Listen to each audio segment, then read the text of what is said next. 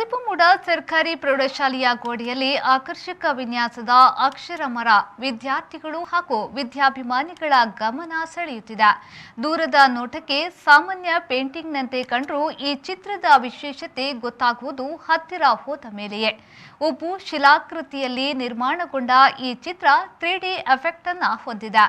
ಬೇರೆ ಬೇರೆ ಕೋನಗಳಲ್ಲಿ ನಿಂತು ನೋಡಿದಾಗ ಚಿತ್ರದ ವಿಶೇಷತೆ ಗೊತ್ತಾಗ್ತದೆ.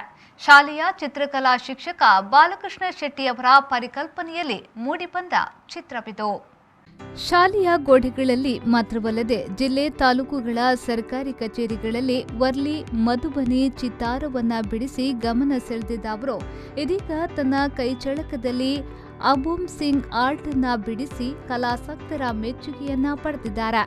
ಅವರ ಇಬ್ಬರು ವಿದ್ಯಾರ್ಥಿಗಳಾದ ಶಶಾಂಕ್ ಹಾಗೂ ಅರುಣ್ ಪ್ರಸಾದ್ ಅವರು ಚಿತ್ರ ಅತ್ಯುತ್ತಮವಾಗಿ ಪಡಿಮೂಡುವಲ್ಲಿ ಸಹಕಾರವನ್ನ ನೀಡಿದ್ದಾರೆ.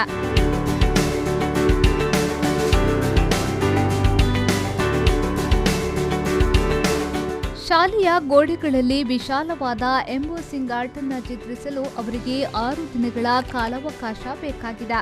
ತಮ್ಮ ಬಿಡುವಿನ ವೇಳೆಯನ್ನ ಈ ಕಲಾಕೃತಿ ರಚಿಸಲು ಬಳಸಿಕೊಂಡಿದ್ದಾರೆ. ಪೌಡರ್ ಮಿಶ್ರಣ, ಬಣ್ಣಗಳಿಗಾಗಿ ಅಂದಾಜು 10,000 ರೂಪಾಯಿ ಖರ್ಚಾಗಿದೆ. ಅಭಿವೃದ್ಧಿ ಸಮಿತಿ ಹಾಗೂ ಮುಖ್ಯೋಪಾಧ್ಯಾಯಿನಿ ಜಯಲಕ್ಷ್ಮಿಯವರ ಆರ್ಥಿಕ ಸಹಕಾರದೊಂದಿಗೆ ಕಲಾ ಶಿಕ್ಷಕ ಬಾಲಕೃಷ್ಣ ಅವರೇ ಉಳಿದ ವೆಚ್ಚವನ್ನ ಭರಿಸಿಕೊಂಡಿದ್ದಾರೆ. ಕಲೆ ಹಾಗೂ ಶಾಲೆಯ ಮೇಲಿನ ಪ್ರೀತಿ, ಅಭಿಮಾನ ಚಿತ್ರದ ಮೂಲಕ ಎದ್ದು ಕಾಣುತ್ತಿದೆ. ಚಿತ್ರದಲ್ಲಿನ ನೈಜತೆ ಕಲಾವಿದರ ಪ್ರೌಢಿಮೆಗೆ ಸಾಕ್ಷಿಯಾಗಿದೆ.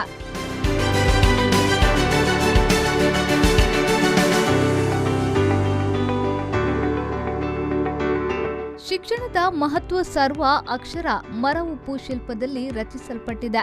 ತಂದೆ ತನ್ನ ಮಗಳನ್ನ ಶಾಲೆಯತ್ತ ಕರೆತರುವ ದೃಶ್ಯ ಶಿಕ್ಷಣದ ಅವಶ್ಯಕತೆಯನ್ನ ತಿಳಿಸುತ್ತದೆ. ವಿಶೇಷವಾಗಿ ಮಹಿಳಾ ಶಿಕ್ಷಣಕ್ಕೆ ಚಿತ್ರದಲ್ಲಿ ಪ್ರಾಧಾನ್ಯತೆಯನ್ನ ನೀಡಲಾಗಿದೆ. ಹೆಮ್ಮರವಾಗಿ ಬೆಳೆದು ನಿಂತಿರುವ ಅಕ್ಷರ ಮರ, ಅದರ ಸನಿಹಕ್ಕೆ ಬಂದಿರುವ ಎಲ್ಲರಿಗೂ ನೆರಳು ನೀಡುವ ಪರಿಕಲ್ಪನೆ ಅತ್ಯುತ್ತಮವಾಗಿ ಮೂಡಿಬಂದಿದೆ. ಮರದ ಮೇಲೆ ಕುಳಿತಿರುವ ಅಪರೂಪದ ಹಾರ್ನ್ಬಿಲ್ ಹಕ್ಕಿಯ ಪ್ರತಿರೂಪ ನಿಜ ಹಕ್ಕಿಯೇನು ಎನ್ನುವಂತೆ ಭಾಸವಾಗುತ್ತಿದೆ.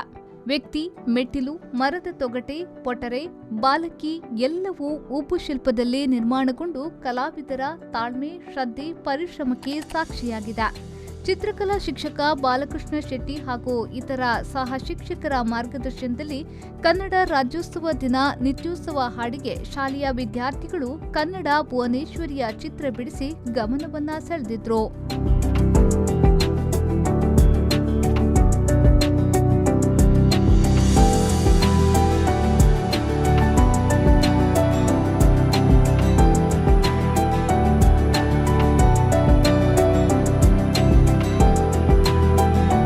ಸಂದೀಪ್ ಸಾಲ್ಯಾನ್, ವಿ4 ನ್ಯೂಸ್, ಬಂಟ್ವಾಳ.